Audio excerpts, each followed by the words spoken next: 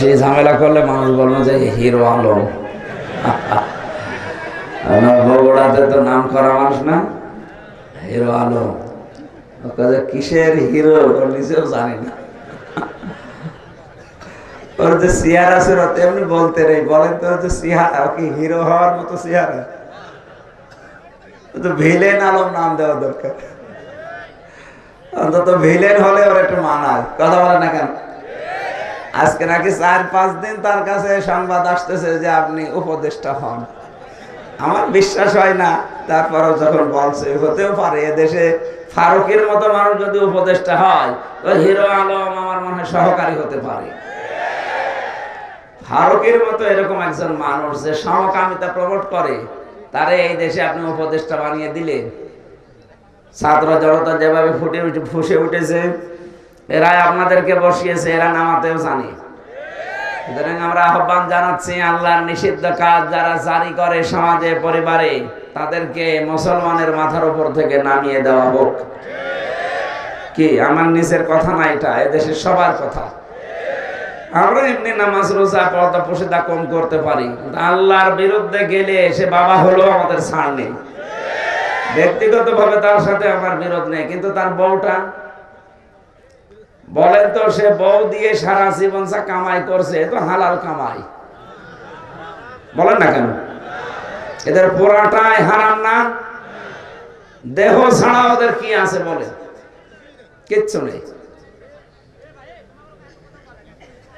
হয়তো গলন্দ ঘাটে অথবা যশোরে মেয়েরা ওপেন গোপনে দেহ ব্যবসা করে, আর এরা সিনেমার পর্দায় যা ঘটায়।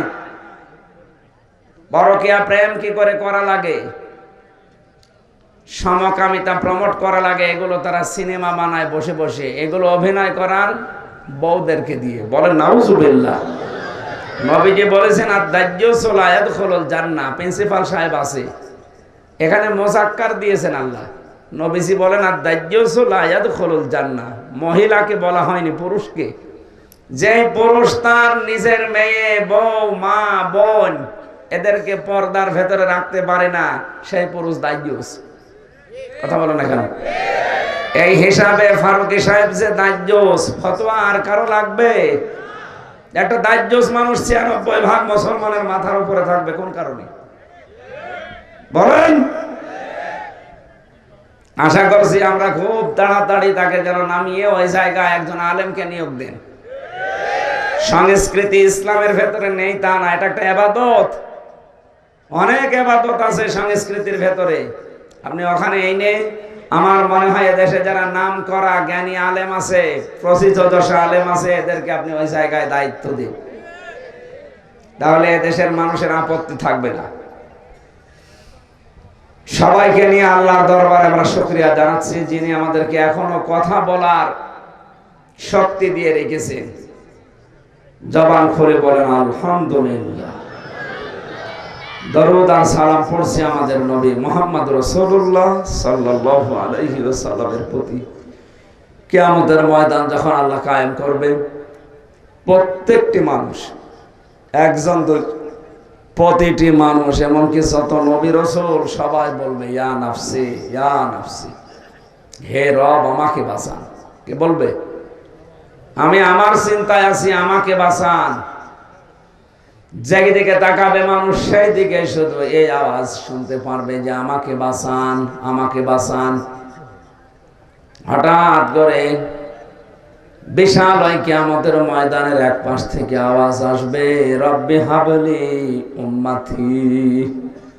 তিনি বলবেন না যে আমাকে বাঁচান, তিনি বলবেন আমার উম্মতকে বাঁচান। কোন উম্মত? যে উম্মত বিনা ভোটে নির্বাচন করে 15 বছর থাকে, এটা তো উম্মতই না। কেন বললাম বলেন তো? ওরা যে উম্মত না, শুধু বিনা ভোটে নির্বাচন করে ওনারা 15 বছর আছে এই জন্য উম্মত না তা না। সূরা হজ 78 নম্বর আয়াতের মাঝে আছে, যারা আলেম আছে একটু দেখেন তো। আল্লাহ পাক বলেন হুয়া তাবাকুম ওয়া মা জাআলা আলাইকুম ফিদ্দীনি মিন হারাজ। ইয়াদের প্রথম শব্দ হুয়া তাবাকুম, এ যেতে বা মানে নির্বাচিত করা, কি করা বলেন না কেন? বগুড়াবাসী নির্বাচিত করা হয় যে পদ্ধতিতে, ওই পদ্ধতির বাংলা নাম নির্বাচন। কি এটা ক্লাস চলছে, ওনারা ক্লাস নেয় ওনাদের ছাত্র ছাত্রীদের মাঝে, আর আমার ছাত্র ছাত্রী এই আমার 12 বাপের 13 ছেলে বসা বসে আছে, এক একটা এক এক রকম। নির্বাচিত করা হয় যে পদ্ধতির মাধ্যমে, এখানে যদি পাগলকেও জিজ্ঞাসা করেন সেও বলবে সেই পদ্ধতির নাম নির্বাচন। একটা বিবেক সম্পন্ন মানুষকে যদি বলেন এই 15.5 বছরে কোনো নির্বাচন এই দেশে হয়েছে, ও পাগলেও বলবে হয়নি। শয়তানকেও যদি বলেন ও বলবে হয়নি। শয়তানকে জিজ্ঞাসা করে দেখেন। এখন প্রশ্ন আসতে পারে শয়তান পাবো কোথায়? হ্যাঁ আছে, আমি একটা একটা করে কয়েকটা বলছি, গুনাগুন দেখেন তো শয়তান আছে কিনা। আল্লাহ পাক বলেন ইন্নাল মুবাদ্দিরিনা কানু ইখওয়ানাশ শায়াতিন ওয়া কানাশ শাইতানু লিরাব্বিহি কাফুরা। আপনি নামাজ পড়েন না, শয়তানের ভাই, এ কথা কোরআন হাদিসে নেই। রোজা রাখেন না, শয়তানের ভাই, এ কথা কোরআন হাদিসে নেই। আপনি পর্দা করেন না, শয়তানের ভাই, এ কথা কোরআন হাদিসে পাইনি। কিন্তু কেউ যদি অপচয় করে সে শয়তানের ভাই। এ ঘোষণা কার? আল্লাহ। সূরা বনী ইসরাঈল আছে। শয়তানের ভাই কি হয়? শয়তান। আমি যেমন মানুষ, আমার ভাই যে হবে সেও মানুষ হবে। কথা বলেন না কেন? শয়তান যে হবে, শয়তানের ভাই হলেও সে শয়তানি হবে। দেখেন তো কত বড় ঘোষণা আল্লাহর। যারা অপচয় করে এরা সাধারণ মানুষ না, এরা শয়তানের ভাই। তাহলে যারা অপচয় করে আপনি দেখতে পান না তাদেরকে। শয়তান যদি থাকেন, অপচয়কারী দেখলেই বুঝবেন যে শয়তান এইটাই। 2 নম্বরে, এই পৃথিবীতে শয়তান সবসময় যৌনতা ছড়াতে ভালোবাসে। ওর কাছে লজ্জা স্থান খুব মায়া মহব্বতের জিনিস।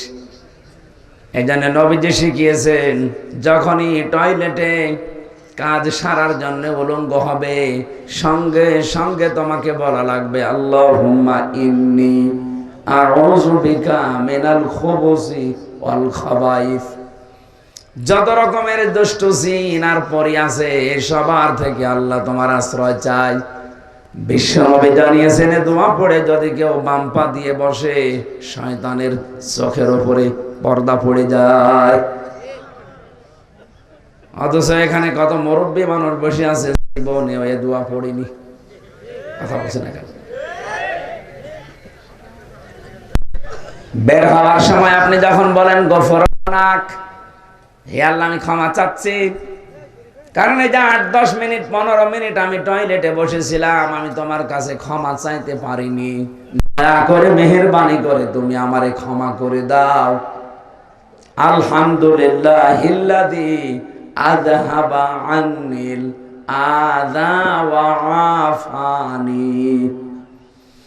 তোমার প্রশংসা আদায় করছি, কারণ আমার পেটের ভেতর থেকে গন্ধ এবং কষ্টদায়ক জিনিস তুমি বের করে আমাকে শান্তি, স্বস্তি, নিরাপত্তা দিলে।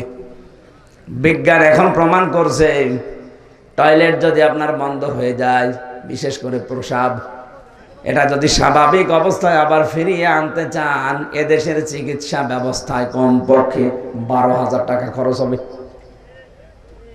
শুধু পেশাব বন্ধ হয়ে গেলে যদি একবার আপনাকে পেশাব করিয়ে স্বাভাবিক করা লাগে, কারণ এটা যতক্ষণ জমা থাকবে আপনার কিডনি নষ্ট হয়ে যাবে। কথা বুঝতেছেন? এটা একবার বের করতে যদি 12,000 টাকা লাগে, এখানে কত মানুষ আমরা আছি, কমপক্ষে 24 ঘন্টার ভেতরে 4-5 বার করে পেশাবখানায় যায়। এই কথা বলছেন কেন? কিছুই যদি আপনার না করে আল্লাহ, 5 বারে পেশাব করতে 5 বার 60,000 টাকা আপনার পেছনে খরচ। এই যে সূর্যটা দেখতে পান, 30,000 কোটি ফারেনহাইট বিদ্যুৎ খরচ হচ্ছে 1 সেকেন্ড জ্বালাতে। 24টা ঘন্টা আল্লাহ আমার 12টা ঘন্টা অন্তত আমাদের মাথার উপরে রেখে দিয়েছে। এক এক সেকেন্ডে যদি 30,000 কোটি ফারেনহাইট বিদ্যুৎ খরচ হয়, কোনদিন জিবরাইল এসে বিলের কাগজ নিয়ে বলে না যে ভাই এই টাকাটা দেন, বলেছে? আমাদের যে মেজাজ, আমার মনে হয় কোন বাড়িতে যদি জিবরাইল যে বলতো এই যে বিলের কাগজ, যে কাপড় শুকিয়েছেন, এই কাপড় শুকানোর বিল, আমার মনে হয় জিবরাইল আরশ পর্যন্ত যাওয়ার আগেই মার্ডার হয়ে যাবে। অথচ আজ পর্যন্ত কোনদিন আমার কাছে বিলের কাগজ আল্লাহ জিবরাইলকে দিয়ে ধরিয়ে দেয়নি। কথা বলেন ঠিক কিনা? বগুড়াবাসী, ক্লাস চলছে কিন্তু খুব খেয়াল করে আপনার রোল নাম্বার যেন 1, 2, 3 এর ভেতরে থাকে। আপনি এমন ছাত্র হবেন না যে 82 রোল আপনার। এক ছাত্র এসে প্রিন্সিপালের কাছে বলছে, স্যার হয় ছুটি দেন না, আমি গেলাম। স্যার চিন্তা করছে ও যে পজিশনে আছে, ও ছুটি দিলেও যাবে, না দিলেও দৌড় দেবে। তোর রোল নাম্বার কত? 82। 82 রোল। ছেলে মেয়ে কয়টা ক্লাসে? 82টা। 82টা ছেলে মেয়ে, ওর রোল নাম্বার 82। ও খুব ভালো ছাত্র। বলেন বলেন, ও জীবনের কোনো উদ্দেশ্য আছে? শুধু আসে আর পালিয়ে চলে যায়। আপনি ওই রকম ভাবে না, 1, 2, 3 এর মতো রোল নাম্বার যারা, তারা যেভাবে অ্যাক্টিভ ভাবে কান খাড়া করে বিষয়গুলো শোনে, ওগুলো শুনে হজম করার চেষ্টা চালান। এবার শয়তান আমরা অনেকেই মনে করি দেখতে পাই না যে মানুষগুলো যৌনতা ছড়াতে ভালোবাসে, আপনি বিশ্বাস করে নিতে পারেন ওইটাই শয়তান। ফিল্মে যারা কাজ করছে বলেন তো, এ মানুষগুলো যৌনতা ছড়ানো ছাড়া কি আছে তাদের এই সিনেমাতে? আগেকার সিনেমাগুলো মানুষ দেখতো আর শিক্ষা নিত আর কান্নাকাটি করতো, যে কোনো একটা বিষয় তারা তুলে ধরতো। আর এখন সিনেমা শুরু হয় যৌনতা দিয়ে, শেষ হয় দর্শন দিয়ে। যারা এই জগতের সাথে আছেন, আমার তো মনে হয় মাঝে মাঝে যে তারা তাদের মেয়ে, ছেলে, নাতি এদের কাছে কি হিসাবে বিবেচিত হয়? আপনি মানুষ, হ্যাঁ?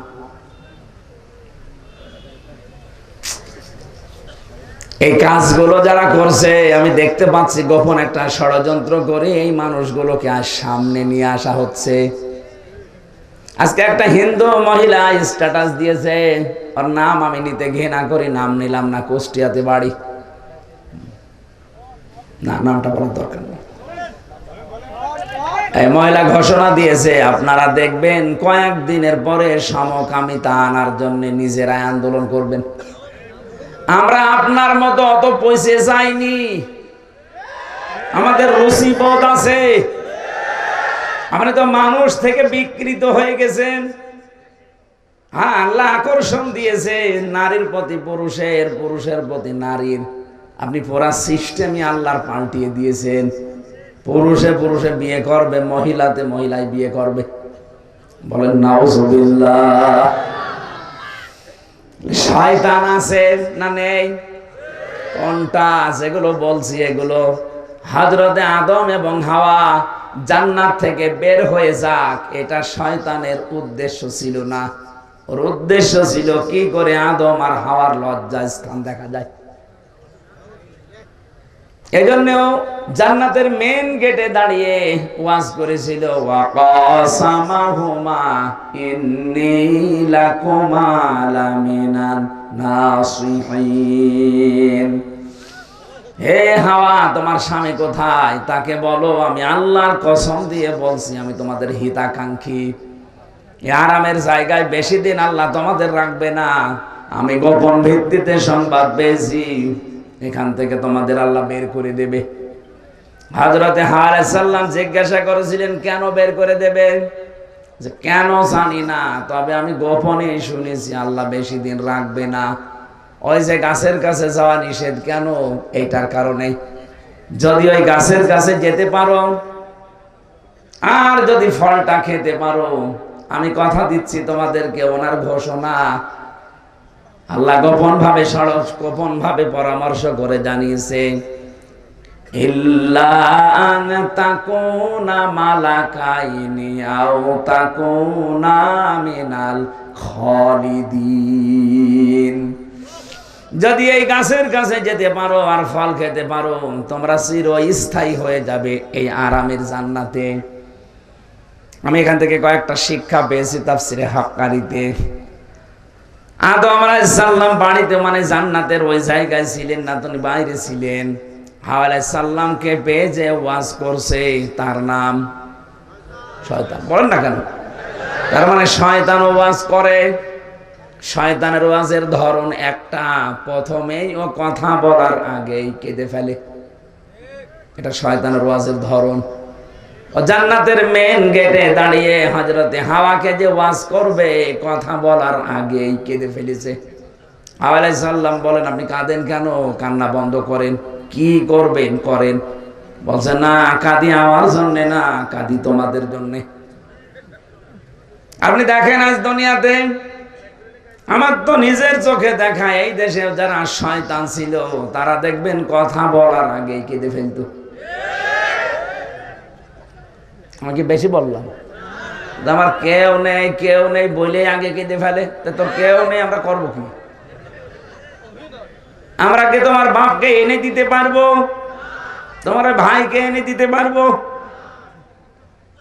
তোমার কেউ নেই বলে যে কান্নাকাটি শুরু করো, এ অভ্যাস তো শয়তানের। তুমি কি শয়তান নাকি? তার মানে শয়তানের জার তার ভেতরে আছে। এই জন্য কথা বলার আগে যারা কেঁদে ফেলে, বুঝবেন এটা তার অভিনয়। আমার এই জীবনে দেখা ওনার একটা শুধু অভিনয় ছিল না। আগস্টের 5 তারিখের আগে যেই দিন চলে যাবে ওই দিন আর অভিনয় না, ওই দিন সত্যি কেঁদেছে। ওই দিন শুধু কেঁদেছে, বাকি জীবনটাই অভিনয়। কি মুখে যেটা বলতো ওইটা করতো না, যেটা বলতো না ওইটা করতো। সরঞ্জিত বাবু এজন্য বলেছিল, বাঘে ধরলে ছাড়ে, উনি ধরলে ছাড়ে না। যে আমার জীবনে আমি নিজে পরীক্ষিত, আমারে যদি কোনো সলিমদ্দি ধরতো, খুব বেশি হলো 3 দিনের পর আমি বের হয়ে চলে আসতাম। ধরেছিল তো উনি, কারণ মামলাটা 33 বারের উপরে উঠেছে আদালতে। বলে না, হবে না, পারমিশন লাগবে। লাল কালি দিয়ে উনি নিজে সই করে বলেছে হবে না। যেদিন উনি বলবে সেই দিন হবে। নাই তো সে মামলা দিয়েছে, সাজা লাগিয়ে দিলেও সর্বোচ্চ 3 মাস। কত? আর আমার থাকা লাগলো বিনা কারণে 3 বছর। হযরতে হাওয়া বললেন, আপনি কাঁদবেন না, আপনি ওয়াজ করেন। কি ওয়াজ করতে চান? হাওয়া আলাইহিস সালামের এই যে কথা বলার পরে ও দুর্বলতা খুঁজে পেয়েছে, এই তো আমার কথায় কাজ হবে। ডাক দিয়ে বলেছে, দেখো গোপন ভিত্তিতে সংবাদ পেলাম এই আরামের জায়গায় নাকি তোমাদের রাখা হবে না। মেয়েদের জন্মগত একটা অভ্যাস আছে, ওরা যদি কোনো জায়গায় একবার শান্তি পেয়ে যায়, জীবন চলে গেলে ওই জায়গা ছাড়তে চায় না। হ্যাঁ, এটা অভ্যাস ওদের। ওরা যদি পরকীয়া প্রেমে একবার শান্তি পায়, 2-3টা বাচ্চা ফেলে তুই আল্লাহর রাস্তায় চলে যাবে, কিছু মনেই করবে না। আপনি দেখেন না মাঝে মাঝে, ওরা যেই কাজে একবার শান্তি পেয়ে যায়, জীবন চলে গেলেও মান সম্মান, কিসের মান সম্মান, ও গোল্লায় যাক, ও যাবেই। এই জন্য একবার যদি মেয়েরা কোনো চেয়ারে বসে শান্তি পায়, আপনি কি হবে কি না হবে ওসব ভাবার চিন্তা তাদের নেই। শয়তানের প্রথম টার্গেট ছিল পুরুষ না মহিলা। কেন? যত তাফসির আমি নিজে পড়েছি, মুফাসসিরিন ইকরাম লিখেছেন, শয়তানের চাইতেও চক্রান্তের আকারে মহিলারা এগিয়ে, এরা ভয়ঙ্কর চক্রান্তকারী। এটা আমি বানালাম না, সূরা ইউসুফের ভেতরে আছে 28 নম্বর আয়াত, ইন্না কাইদাকুন্না আযীম। আমি আলেমদেরকে বলছি, এখানে আল্লাহ 1 বচন দেয়নি, ইন্না কাইদা কুন্না বহু বচন। কি স্যার বহু বছর না? কেন জুলাইখা তো ওখানে একা? আয়াত জুলাইখার নামে নাজিল হচ্ছে। আল্লাহ কেন মাত্র শুধু জুলাইখার নামটা উচ্চারণ করলেন না? আর যদি নাও করবেন তো এক বচন দেবেন, বহু বচন দিলেন কেন? দিয়েছেন এই কারণে কিয়ামত পর্যন্ত পুরুষের ক্ষতিকারক জিনিস যারা, তাদের ভেতরে মহিলা এক নাম্বার, আর এদের ষড়যন্ত্র বড় ভয়ঙ্কর। এই যে আসিম শব্দ আল্লাহ ব্যবহার করলেন, ইন্না কাইদাকুম আযীম। আল্লাহ বলেন এদের চক্রান্ত শুধু একটা না, যুগে যুগে বহু জুলাইখার উত্তরাধিকারী উত্তরসূরি আসবে দুনিয়ায়। ইউসুফের মতো চরিত্রবান মানুষদেরকে তারা জেনার অপবাদ পর্যন্ত দেবে। দেয়নি? সংসদে দাঁড়িয়ে পর্যন্ত মাওলানা মামুনুল হকের বিরুদ্ধে, যিনি পালিয়েছে, উনি এই কথা বলেছিল। এই জেনার তহমত দেয়নি? এই কথা বলছে না কেন? এই লোকটার সাথে আমি 3 বছর ঘরে ছিলাম, ফাঁসির ওই কন্ডেম ছেলে। এ মানুষটার যে ইখলাস, তার যে ইবাদত, তার যে চরিত্র যেন নষ্ট না হয়, এই জন্য 3টা বিয়ে করেছে সে। অনেকে মনে করে 3-4টে বিয়ে করলে তার চরিত্র খারাপ। আরে শয়তান, তার চরিত্র ভালো রাখার জন্য তো বিয়ে করেছে। তোর চরিত্র খারাপ এই জন্য তো তুই হোটেলে যাস। কথা বলে না কেন? চরিত্র খারাপ এই জন্য তো তুই রাত কাটাস বাইরে বাইরে। এই বগুড়াতে যত আবাসিক হোটেল আছে, আমি গ্যারান্টি দিচ্ছি, ঢাকার কথা বাদ, এটা বিভাগীয় শহরও না, আছে তো রংপুর, রাজশাহী, এটা একটা জেলা। এই জেলায় যত নাম করা হোটেল আছে, আপনি যান, দেখবেন অনেক জেনা ব্যভিচার অলরেডি চলছে। উনি ওখানে গেলে ওনার চরিত্র ভালো হয়। আর শাইখুল হাদিস, ইবনে শাইখুল হাদিস, এই লোকটা নিজের বউ নিয়ে বেড়াতে গেছে, বলে জেনা করতে গেছে। এই চক্রান্তটা মহিলাদের, কাদের? মেয়েদের চক্রান্তে যদি কেউ ফেসে যায় একবার, তার জীবন যৌবন শেষ। এই যে আমি তার প্রমাণ। আমার এমন ভাবে ফাঁসিয়ে দিয়েছে, জীবনে ওই জঙ্গি না আমি শুনি নাই। বগুড়াবাসী, আমি যেটা বোঝাতে চেয়েছিলাম, হযরতে আদম আলাইহিস সালাম যখন আসলেন, ডাক দিয়ে চিন্তা ভাবনা তার মনের ভেতরে, ব্রেনের ভেতরে ঢুকিয়ে দিয়েছে শয়তান। এই আরামের জায়গায় যদি থাকতে চাও, তাহলে ওই গন্ধম গাছের ফল খাও স্বামীকে করে। যখনই এসেছে বারবার পেছনে ঘরে কি করে বল, না ফল খাওয়া লাগবে। আল্লাহর নিষেধ। কেন নিষেধ তুমি জানো না? আমাদের একজন হিতাকাঙ্ক্ষী আছে এখানে, সে কসম দিয়ে আমাকে বলে গেছে, এটা সূরা আরাফের ভেতরে আছে, অকসামাহুমা ইন্নী লাকুমা লামিনান নাসিহিন। সে কসম দিয়ে বলে গেছে, আল্লাহর নামে কসম, যে আমরা যদি ওখানে যেতে পারি আর ওই ফল খেতে পারি, হয় আমরা এখানে চিরস্থায়ী হয়ে যাব, আমাদেরকে আর কোন শক্তি বের করে দিতে পারবে না। বলেন নাউজুবিল্লাহ। আদম আলাইহিস সালামকে সঙ্গে নিয়ে যেভাবে হোক ফল খেয়েছে, 2টা প্রতিক্রিয়া।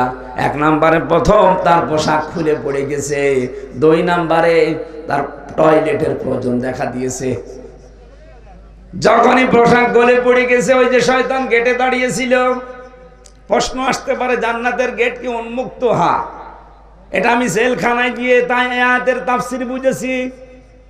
কোরআনে কারিমে যেখানে আল্লাহ জাহান্নামের কথা দিয়েছেন, হাত্তা ইযা জাউহা ফুতিহাত আবওয়াবুহা ওয়া ক্বাল ইলা আখির আয়াত। আল্লাহ পাক যখন বলেন যে জাহান্নামী মানুষদেরকে যখন জাহান্নামের গেটের সামনে নেওয়া হবে, এরপরে জাহান্নামের দরজা খুলে যাবে, ভেতরে প্রবেশ করিয়া আবার জাহান্নামের দরজা বন্ধ করে দেওয়া হবে। জাহান্নামে গেলে দরজা বন্ধ, বের হতে চাইলে দরজা যেহেতু বন্ধ, বের হতে পারবে না। আর জান্নাতে